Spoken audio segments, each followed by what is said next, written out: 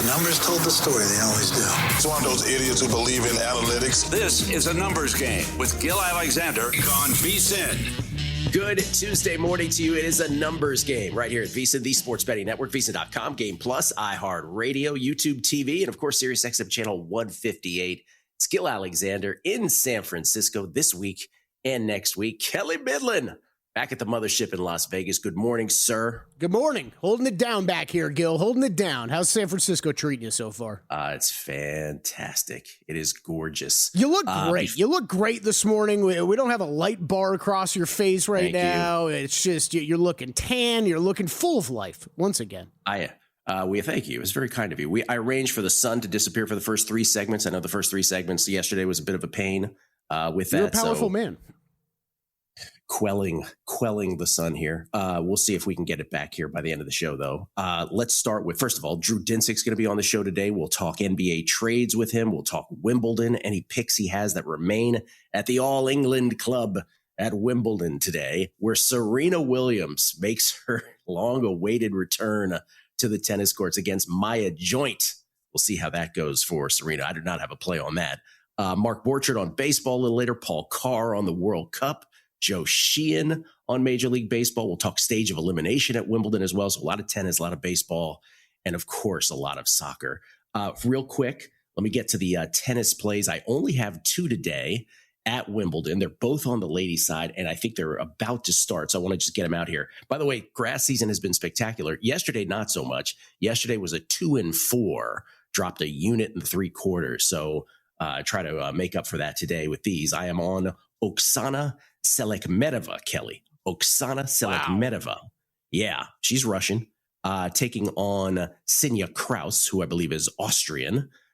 Slight dog on Selekmedova at plus 107. And then the only other one is a little bit after that, scheduled for during the show. Elena Gabriela Rusey, Romanian, versus the American Katie McNally. She's a minus 141 favorite. So Selekmedova and Gabriela Rusey. After yesterday, I might have got a little more nitty today. Knowing that I'll probably leave a few winners off the board that I might have otherwise played had yesterday gone better, but that's just how the cookie crumbled today. I didn't love the board today. So Selekmedova and Gabriela Rusey, both on the ladies' side, both should start. But the big headlines this morning, Serena, first of all, returning to action in just a bit against Maya Joint. Everybody, of course, with eyes focused on that. And then what did I say about our girl Iga? She could lose in the first round. She could win the tournament, the defending champ here.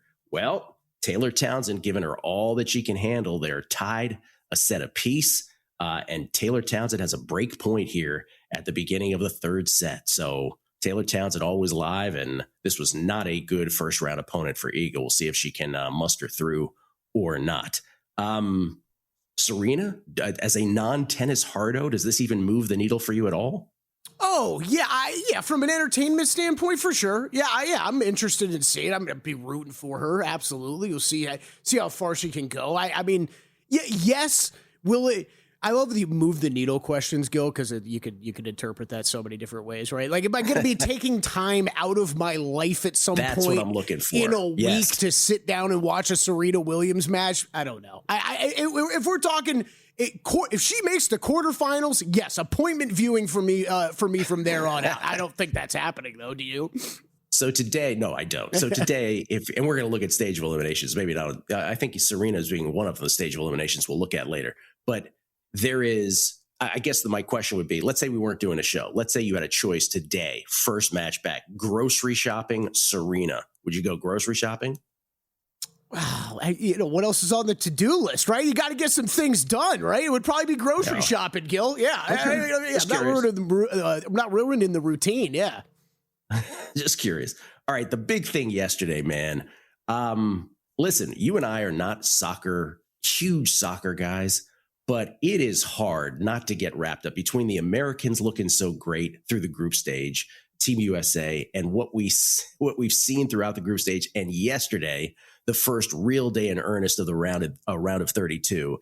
It is hard not to get wrapped up in the World Cup. I am all in, man. And yesterday, by the way, another triple header today. Norway, Ivory Coast. The winner will play Brazil, who beat Japan in the 96th minute yesterday, 2-1 to start the festivities. And by start the festivities, I mean, for those of us who had the draw, Oh no, second game in a row to start the round of 32 where the draw got scuttled away. That was not fun, but Brazil advances. So Norway, Ivory Coast, the first of the 3 games today, winner of that takes on Brazil in the round of 16.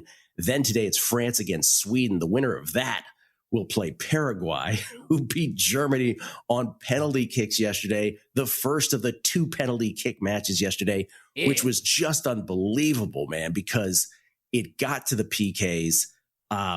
Paraguay had it on their racket, if you will, to bring the tennis metaphor back into it. They were up 3-2. It was the 4th fair up, if you will. So all they had to do is put the biscuit in the basket. They clinch it. They miss. Germany hits their 5th shot. Again, all Paraguay has to do is make it. They miss again.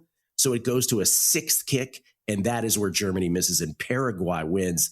And as my buddy Nico from Chile says, he goes, Gill, anybody from South America could tell you Paraguay is a tough out. And they are moving on. Paraguay is to take on, again, the winner of France, Sweden today. That was unbelievable, man. Oh, it was crazy. It was crazy. It was we didn't get to talk to him yesterday. We'll be talking to him later today, but it felt like the Paul Carr Super Bowl, right? It was for months leading up to this World Cup, talking about being down on Germany and being high on the South American teams. We were shocked to hear Paul Carr say that. It was awesome. For those of us that bet the penalties, whether over the 4.5 to get the penalty kicks or over the 55 made, that was a great seeing yesterday too. Go to penalties. Yeah, man, it was a wild day. I know you and I, Chris, Paul, we were all texting throughout the day. It's wild with these games going on all afternoon. Talking about getting things done and go to the grocery store. Oh my God. I was like, looked up at the clock. I'm like, it's 4:00. I haven't got anything done today. But crazy games, awesome to watch. And I think you and I are become penalty kick experts. That's what I think after yesterday. Well, that's a whole discussion we have to get into. First of all, let me just say this. And also, I heard Dave Ross mention this on By the Books that precedes us just in the last segment, which is also the way Paraguay is playing. Does that make Team USA's performance against Paraguay look all the more impressive now after what we saw yesterday? But yes, we had an extended discussion about the nature of penalty kicks. It's a 2-pronged discussion for those wondering. One is, can you think of anything dumber to settle 120 minutes plus of soccer than that exercise? And we were trying to think of an equivalent in other sports. And I think it's just boxing match, unsettled draw, just one unprotected punch back and forth, or a swim, a 10-foot swimming sprint, or whatever it is. You know what, Gil? I know the soccer crowd, and I know 98% of people hate it. I'm fine with it. I think there's nothing worse than watching the end of a soccer game when we are in the second extra time and these guys are exhausted and it's like one guy dribbling it 70 yards because nobody else wants to run with him. I'm like, all right, let's just end this. Go to penalties. Let's go. Let's get it over with. Yeah, I say that tongue in cheek because the drama is unbelievable watching it. And then the Kelley sidebar. It's, what was your thing? You said, what's allowed here? What can you do before you kick it? So I was so distracted when you're watching these guys run ups to the ball because it is wildly different, right? And it's clear there's a little bit of head games involved, right? Like you and I both caught on to I don't even remember which keeper it was at this point. Was it Paraguay who was doing like the skull clap real loud right as the guy's about to run up? And you're like, okay, well, like that's obviously on purpose. One real loud clap right as the guy's trying to start thinking. But then you're seeing some guys like weave in and out of like a figure 8 to then like get the right angle and then kick it the other way. Right. And then I know as everybody hates, and I know Paul hates too, I'm sure he'll go off on it later, the twinkle toes stutter steps, which as you pointed out, feels like it works about 37% of the time. Keep doing that. I'm not even sure it's 37%. The stutter step never seems to work. There was one guy, Gil, you texted, but there was one guy on Paraguay I saw line up like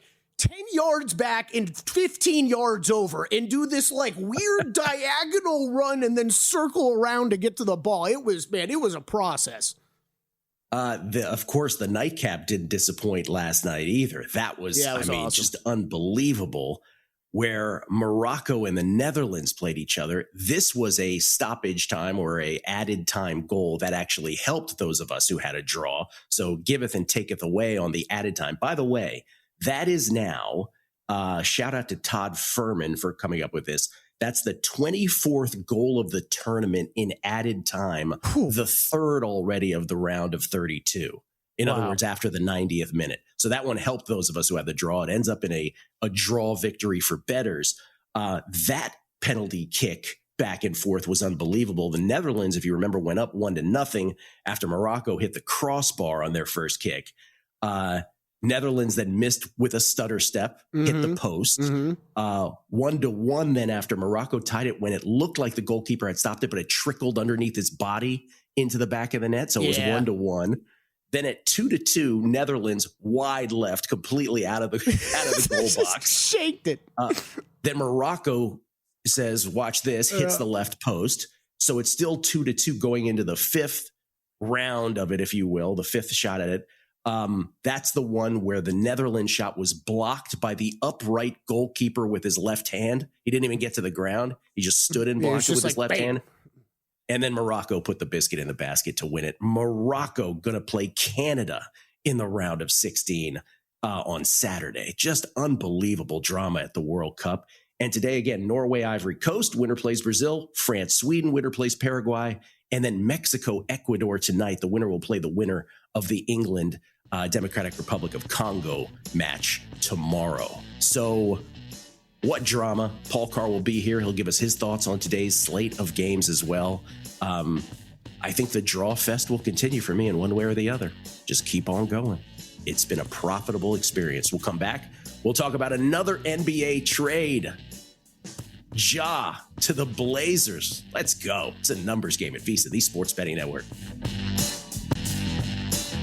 You're here because you want an edge. That's what separates listeners from winners. But let's be real, mindset alone doesn't get bets home. Pros win because they've got the tools, the data, and the discipline. And now so can you. VSiN Pro gives you access to the same real-time insights the sharps use. No secrets, no fluff, just actionable info that moves markets. Tap the link and see why serious bettors are turning knowledge into profit with VSiN Pro.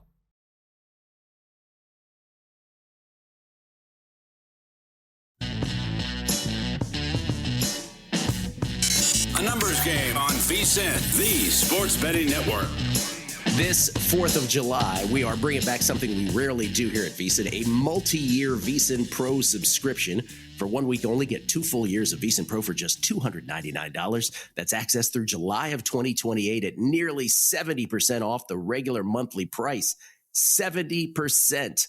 You'll get our NFL season betting guide, daily best bets, real-time betting splits from DraftKings and Circa, AI-powered prop projections, 24/7 video on the VSiN Watch app, and every betting guide, season preview, and VSiN Pro feature that we release over the next 2 years. But don't wait. The special 4th of July offer disappears after July 7th. Head to VSiN.com/subscribe now to lock in 2 years of VSiN Pro for just $299. Wow, multi-year offer. That's VSIN.com/subscribe. We get tweets of beating the book. This is Kenny G, although not that Kenny G. He says, today I am celebrating my 77th birthday, which I share with your mom, Gill. May she rest in peace. Don't forget to take flowers to her today. Have a great visit to San Francisco. Thank you, Kenny G. Did that ever come up on the show that this is my mom's birthday today? I appreciate that very much. Las Vegas 514. Yo, why does the World Cup happen every 4 years? They should give baseball 39 days off and have this amazing tournament instead. I haven't seen this much soccer since my kids played youth soccer. Absolutely enjoying this World Cup. I think that speaks for many in America right there.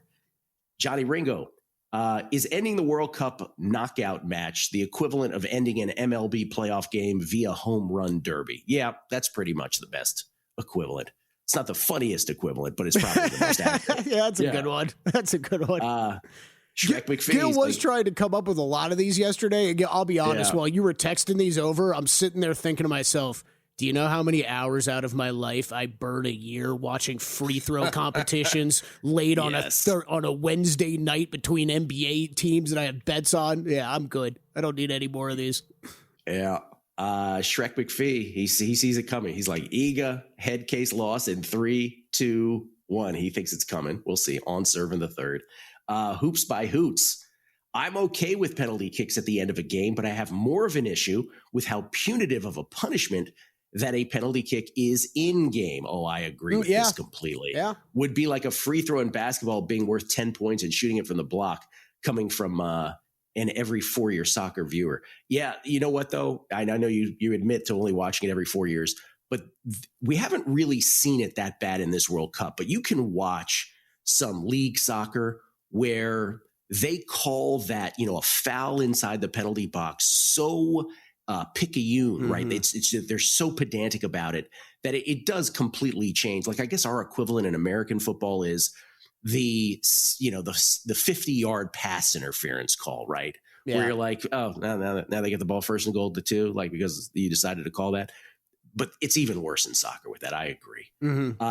John Balduzzi, that dude that shanked it left by 10 feet. First off, how does that happen, he says. Second, he should be thankful he's not from Colombia and it's not the early 90s because he'd be donezo. Yeah, that's a very sad story where I guess I don't know if you're referring to the penalty kick or the own goal. I think you might be referring to an own goal by Colombia in the World Cup. And, a whole 30 for 30 on it. That's right.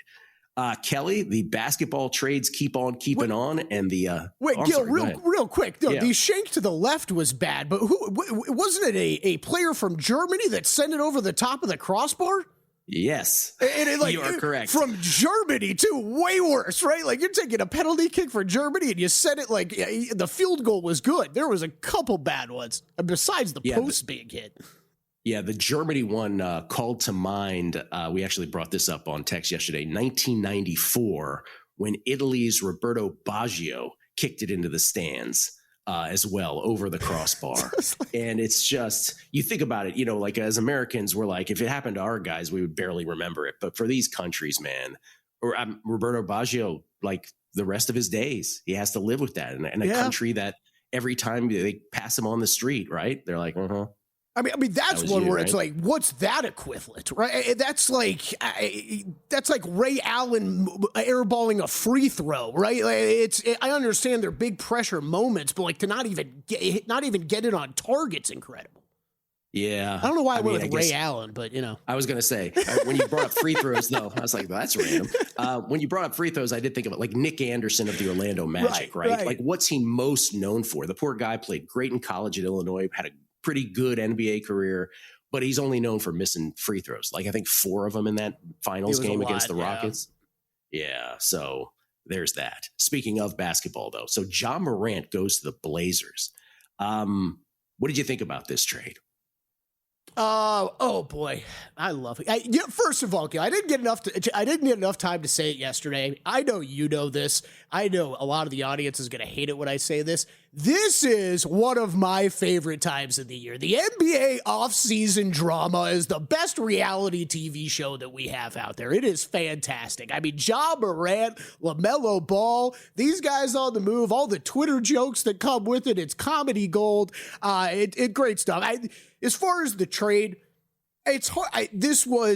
We talked about LaMelo, right? And it was Charlotte wanting to get out of the LaMelo Ball business. Memphis, we knew was looking to move Ja Morant all along, and they couldn't get anything for him. And this was, I think, bound to happen. It was really not getting much back at all. I mean, you're talking about Jeremy Grant coming over, and you're basically matching salaries with him. He's not going to do anything for the team going forward. Obviously, the story is Ja Morant going to the Portland side. What does this mean for Portland? I think, like a lot of people, I started to think, Gil, does this mean what's next, right? Is this Portland's got a lot of assets, both player and draft assets that they can move.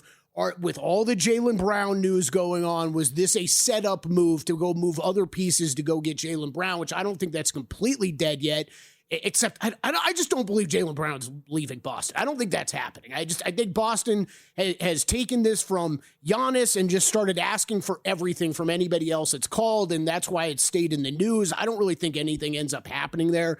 But yeah, man, it's really interesting, and this backcourt is jammed. So are they going to make another move? I don't know. I think it's an interesting group. You got to remember Damian Lillard's coming back. You got Drew Holiday there still right now. Shade Sharp will be back. Add Ja Morant to the mix. That is a crowded backcourt. I think the one as the day went on, Gil, I liked it a little bit less and less for one reason. If this is what the roster is going to look like, Denny Avdia needs the ball in his hands as much as possible. Damian Lillard is already coming back. Now you're going to add Ja Morant to this lineup. That usage rate's going to continue to go down for Denny, and I don't think that's a good thing for Portland going forward. So honestly, I liked it a little bit less as the day went on. Yeah, that's a good call. He does need the ball. By the way, and we didn't mention this about the whole Giannis stuff. Sorry, son making an appearance. Apologies. The one player, the Portland Trailblazers, like involved in the whole Giannis discussion stuff for a minute, they're like, we're not trading Denny for Giannis. Right. Think about where we've come with Denny Avdia from us talking about him on a numbers game 2 years ago, where the Wizards just haphazardly got rid of him, to this moment with him, where he is the deniable superstar of that team. The other stuff that's happening in the NBA, though, that is bubbling under. I mean, we talked about Draymond saying he's going to be a free agent now. I don't know if he doesn't, he may come back to the Warriors when all is said and done for less of a price tag. There's that. But the bigger stuff, Kawhi appears to be headed back to the Raptors, I guess. Those two teams just sort of haggling on player compensation and draft picks at this point. And this LeBron to the Warriors thing, man, appears to be real. And the Warriors don't even seem to think that they need to lure AD, Anthony Davis, to lure LeBron, if you will. They just think they can get LeBron straight. I don't know if that matters ultimately with when it comes to the NBA championship discussion or even a conference championship discussion, but the NBA offseason, as you say, filled with drama. Yeah, this is Brian Windhorst this morning with some updates out of the Warriors camp. He's reporting now Anthony Davis trade to the Warriors unlikely. Warriors have told Jimmy Butler they will not trade him. So if they're not going to trade Jimmy Butler, then Anthony Davis isn't coming. It does sound though like it is this LeBron to the Warriors thing way more live than I would have thought. Just a day ago, I don't know what I would have put it at, 30-40% yesterday. It sure sounds like we're past 50% on the chances of that happening. And then I was surprised. I don't know about you. I was surprised to see the Porzingis re-signing at that number yesterday. It was a little bit. Yeah, so I don't that was a little, as soon as that happened, I was like, well, they're not going to be able to make all these moves they've been talking about. It's circling back to Toronto though, Gill. I love it. I love it. I think Kawhi, we make a lot of jokes for how much time the guy's missed, and it's fair. He had an incredible season last year. Who knows what's going to happen here in the next few weeks with some of the scandal stuff, the aspiration stuff hanging around the Clippers. For Toronto, though, bring this up. I don't really know what Boston's doing right now with Jaylen Brown. You've got, to me, a still pretty weak top of the East you've got Boston looking ahead to the future. Toronto, go make a play. You were right there last year. You need a star player, though. You can go add a very, very good player. I love it. Get yourself in the mix. All of this, though, when in terms of a championship, feels like deck chairs moving around on the Titanic. I'm not sure if any of it matters. But the Warriors appear to be all in terms of, we got Steph Curry for a year or two more. Let's just try as hard as we can. Coming back with Joe Sheehan on baseball next on A Numbers Game.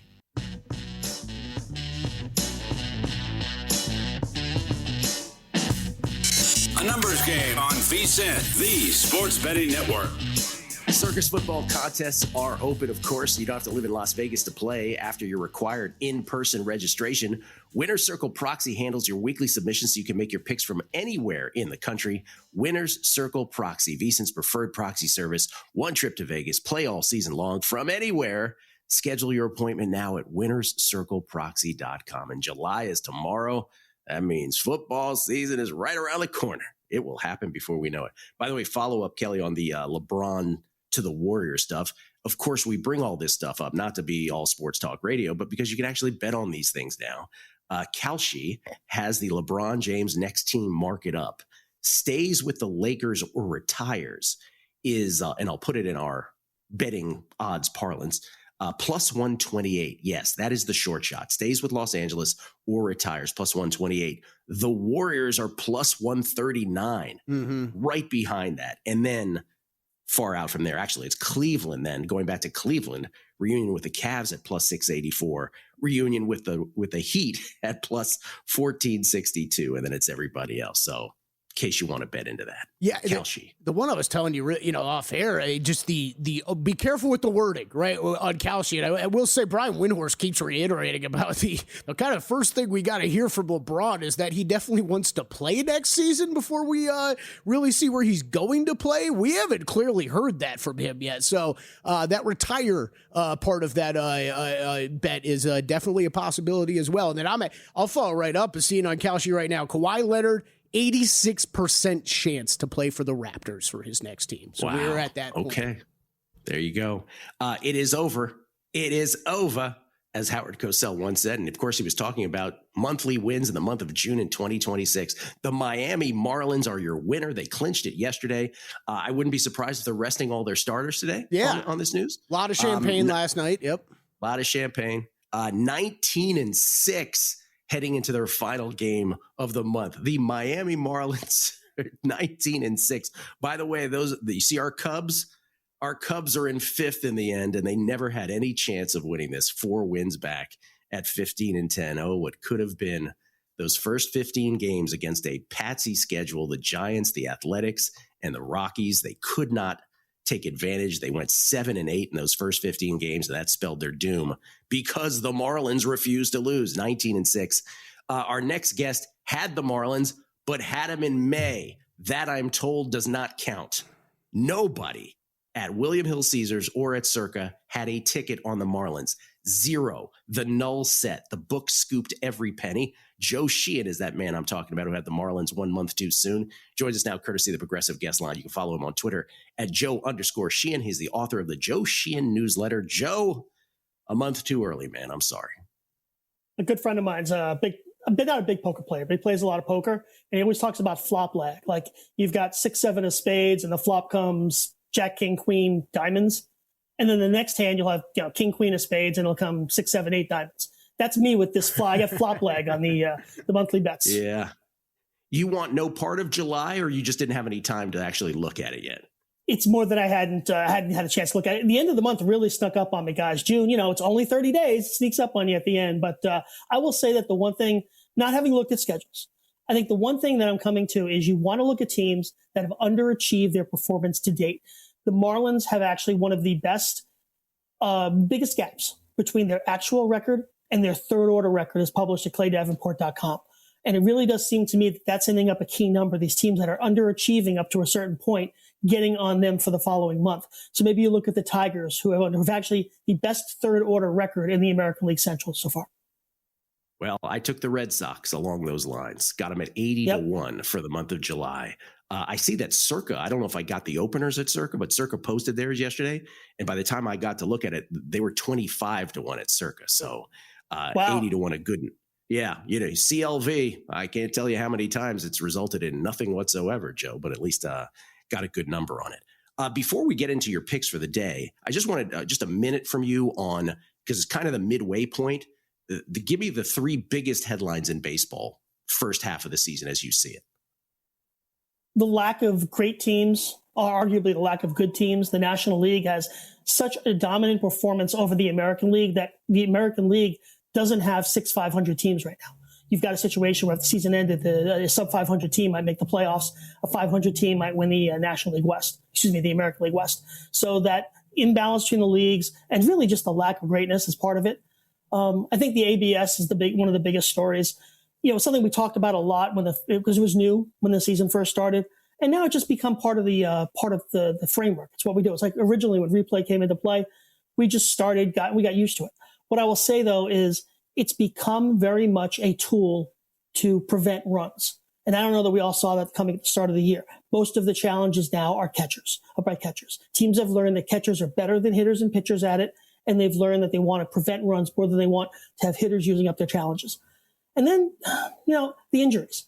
Aaron Judge, Tarek Skubal, Mookie Betts had some time on the IL. We're used to injuries at this point, but it seems like the level of stars getting injured has been higher than at any point in other seasons. Those are 3 great answers to that question. I think that's a great summation of the state of the game right now. You do have plays today on the last day of June. You got 5 of them. Let's start with the Red Sox, who I just mentioned.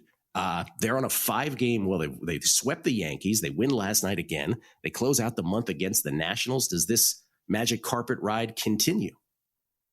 I think it does. And you mentioned them as your July wins leader. They've been getting some great pitching by rookie starters. One of whom goes tonight, Connolly Early. Peyton Toll, Jake Bennett have also been very good for them. This was not how they were supposed to go for them. They were supposed to be a run-scoring team. And it turns out they're actually getting by on this starting rotation. Throw in Sonny Gray. Remember, Garrett Crochet has been on the IL. He was terrible, and then he went to the IL. But it's these rookie starters that have really kept it going for them. The Nationals and Red Sox are going in opposite directions. I think if you looked at this game as far back as March, you would have said the Red Sox will be minus 170, minus 175 here, even against Cade Cavalli. So I think the odds aren't quite catching up to where these two teams are right now. Rays find themselves atop the AL East by a game and a half, and the Royals this season is just going nowhere fast. What are you playing in the Royals-Rays game today? These two teams played last week at the Trop. They split 4 games. 2 of them went way over, including that no-hit bid by Ian Seymour and the Rays bullpen. The matchup tonight is interesting. Noah Cameron and Griffin Jacks aren't pitching that great, but the Rays are 24th in baseball in WOBA against lefties. The Royals are 24th in baseball in WOBA against righties. So it is a bad matchup for these two offenses. I really like this game to stay under 10. It's a little bit juiced. I think it might get to 9-5 before the day is out.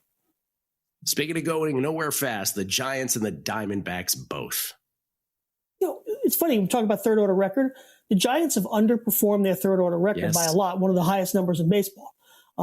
So I look here, I also see Landon Roop talking about underperformers. The gap between his ERA and his FIP is the second highest in baseball. He actually has a sub-3 FIP. Would have been really one of the best starters in the game. Goes up tonight against Brandon Pfaadt, who's been going backwards really since he had that great playoff run in 2023 with the Diamondbacks. A FIP ERA over 5, an actual ERA over 5. This is basically a coin flip in Arizona tonight, and I like the Giants to win it at minus 108.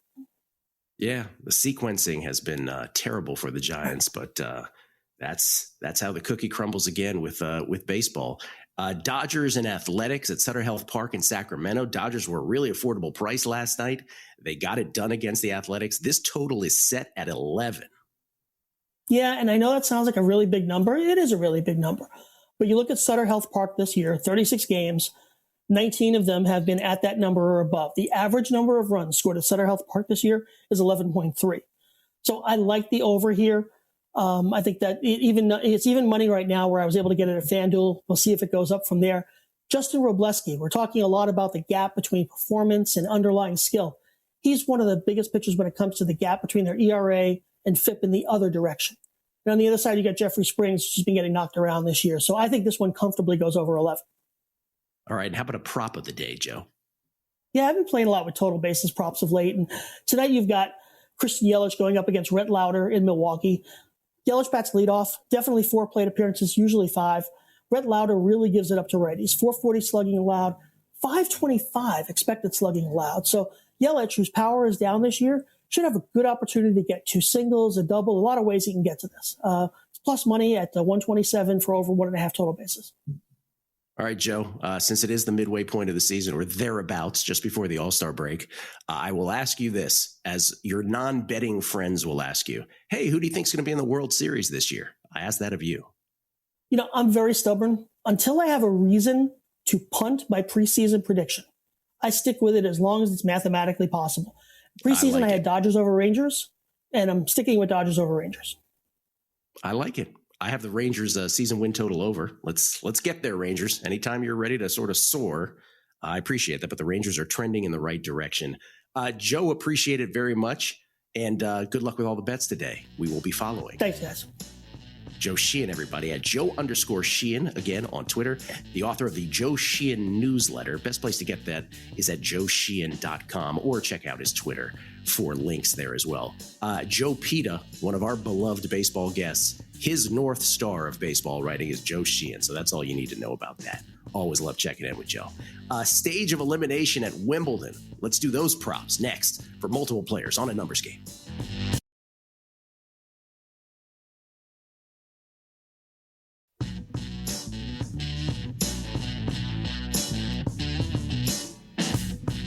A numbers game on VSiN, the sports betting network. Back on a numbers game live from San Francisco, in my case. Gill Alexander, Kelley Bydlon back at Circa Resort Casino, downtown Las Vegas. Kelley, you just, what did you just say? Little broadcasting news in my ear. You said Golic and Golic back to ESPN. Is that correct? Back to ESPN Radio, new morning show. They will be launching the Golics return. The Golics have 75 lives. They do. It's incredible. Big, how many people in name. your life? How many people in your life do you know are like, I gotta listen to Golic and Golic today? How many people do you know? Hey, you know what, Mike Golic? A while ago, there was a lot of people, that's for sure. But they've been bouncing around. They've been bouncing around now. We've worked with them in a couple spots, that's for sure. By the way, they're lovely gentlemen too. I shouldn't say that. They really are.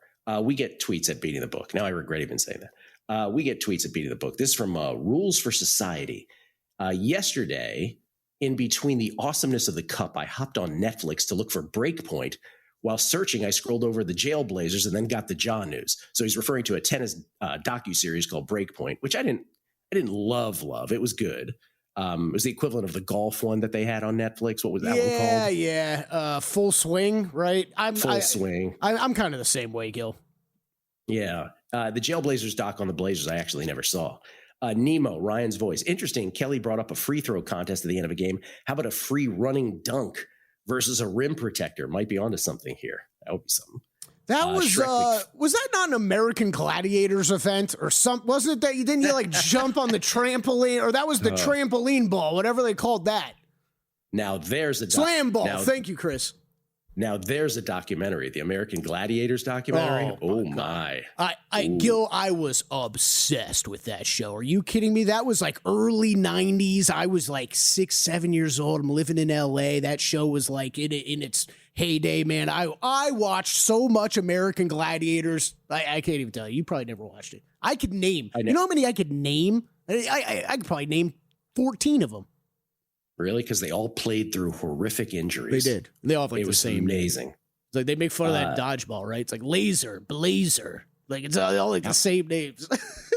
I wasn't into anything that wasn't real, that didn't keep score, you know. Shrek McPhee, the guy who hit the ball over the bar on the last one for Germany, had 0 career penalty kicks. There's video of 2 to 3 German players saying no to the captain, asking them to kick next, meaning the 6th and what ended up being the deciding one. How does Germany have no goal scorers to sub in late for the shootout? Insane. Yeah. So I feel like that gets brought up often with penalty kicks. Like I get it that there are certain guys that are going to be better at that than others. But like, Gil, we're still talking about a soccer player kicking a soccer ball into a big soccer net with one guy in front of it, right? Like nobody, like, I can't do this. Like, I understand not wanting to do it, but like not being able to do it, I doubt.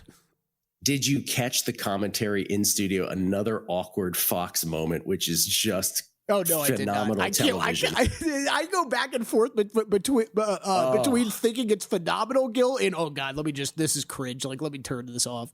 So right before the Netherlands-Morocco penalty kicks, they went back into studio. And it's, once again, the color is Zlatan Ibrahimovic, Alexi Lalas, and Thierry Henry.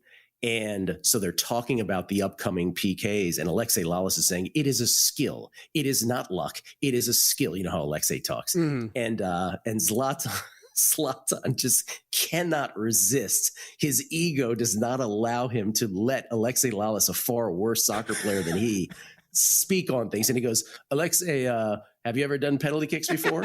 and Alexei goes, a long time ago. And Zlatan follows up with, have you ever done it at a World Cup? Alexei goes, no. And he didn't say a word till like the last second of the segment. It was brutal. I have a feeling, Gil, that those relationships are only going to get more tested here as we move on through the tournament. Oh my God! I can't believe he threw that at him. That's the old. We do shows with former athletes, and it's well, you never played the game, but it's like, all right, cool conversation. Cool. Yeah. But like Alexi Lalas played like on the highest national stage for the U.S., but those guys couldn't care less. Tony Taglioni. I do love the drama of the penalty kicks, but it's like being tied after 72 holes and settling it on a putt-putt course. Yeah, that's another one. Mm-hmm. Scrabble Star, a Biscayne Dog 74 Gill, Nick Anderson, eh? How about Scott Norwood walking the streets of Buffalo after wide right? Yeah, I only brought up Nick Anderson because Kelley said something about Ray Allen shooting free throws. Free throw shooting. Nick Anderson. Yep. Pat Montefort. Hey, Gill, I would have bet the mortgage that the Marine layer would be in play today for your setting versus the sunny AM yesterday. Summers in San Francisco and in Cali are bipolar. Yeah, it'll be sunny by noon for sure. Any thoughts on the Mariano French guy? Does he have great grass numbers? Wait, are you speaking about Mariano Navone, who's not French? I'm not sure who you're speaking about. I'm going to go with yes, unless there's another. Yeah. Navone's grass numbers are fairly good. I almost bet on him today, but I did not. But his are fairly good. Rick Ollier, soccer thoughts. 1, they gave Japan like 10 extra minutes after the extra time was added. WTF was that? 2, maybe soccer should only be penalty kicks, would make the sport way cooler and way more exciting. And 3, I have caught the World Cup fever. Let's go, USA. LFG USA, he said. Okay, stage of elimination in tennis. By the way, Iga Swiatek does defeat Taylor Townsend. Gut check, as Joe Gibbs used to say. That's a gut check for Iga.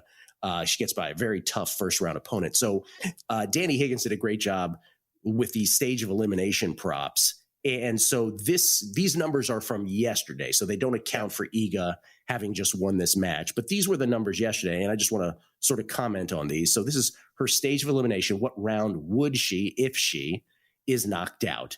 And I do think my only commentary here is, like I said, she could lose in the first round, she could win the tournament. But that this is properly priced, that the third round, Kelley, being the short shot, is correct.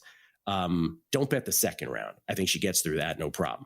But if you believe that Iga loses, third round is the appropriate short shot, because there she would face Alex Ayala, the Filipina sensation.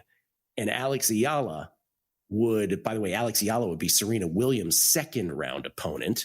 But I think if anybody's able to beat Iga, that's probably the pitfall right there. And so I do understand why that's the short shot at plus 370. But like I said, she can win the whole tournament, but I get the pricing. Yeah, just looking up the updated outright numbers to win Wimbledon after her win. She's 9-1 at DraftKings. This was the match you were, I don't want to say most concerned about, but you were concerned about her getting out of this first round. Would that be an add-on if you didn't have, or would that be a bet if you didn't have her already, Go? Yeah. I mean, this was always tricky to me. Taylor Townsend is a tough opponent.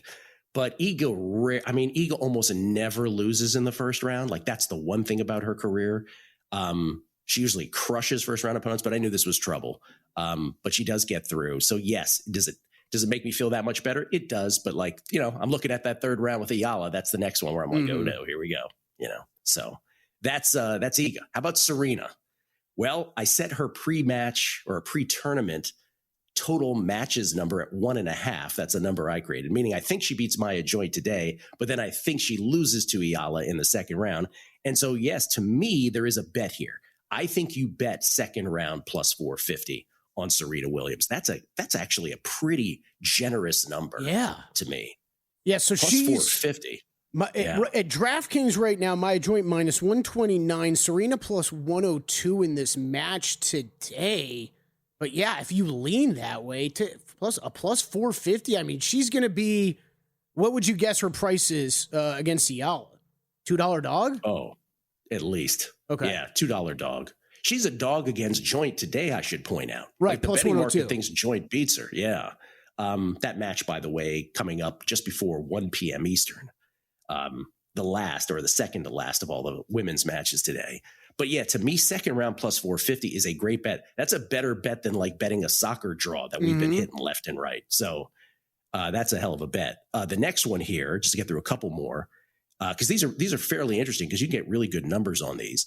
Next one here, Ali. Oh, so let's talk about Sasha Zverev for a second on the men's side. Sasha Zverev, who's coming off the French Open win and is just like his career is made. He's got his slam. I think the quarterfinals is exactly the correct short shot. Why? At 3-1, by the way, because he plays Taylor Fritz at that point. Taylor Fritz is not only a great grass player, but Taylor Fritz, you ready for this? Owns Sasha Zverev. Owns him. It is his kryptonite, Sasha Zverev. So 3-1 right there. Because if they meet each other, That's a coin flip of a match in terms of the match price. 3-1 quarterfinals on Zverev is absolutely the play to make there, if any of them. And I don't think either of them have a problem getting to that quarterfinal collision course. And then finally, before we go here, let's squeeze one more in if we can. This is, do we have it? Giannis. Oh, forget it. It's Yannick Sinner's stage of elimination. Guess what, Kelley? There ain't going to be one. So there's no bet here. Runner up. 7-1. Not going to happen. Nah, not going to happen. Not going to happen. How about British players at Wimbledon this year? 2-13 so far, Gill. 2-13. How about like Emma Raducanu and Jack Draper not even showing up for it? Coming back with Drew Dinsick, speaking of tennis and basketball, next on A Numbers Game.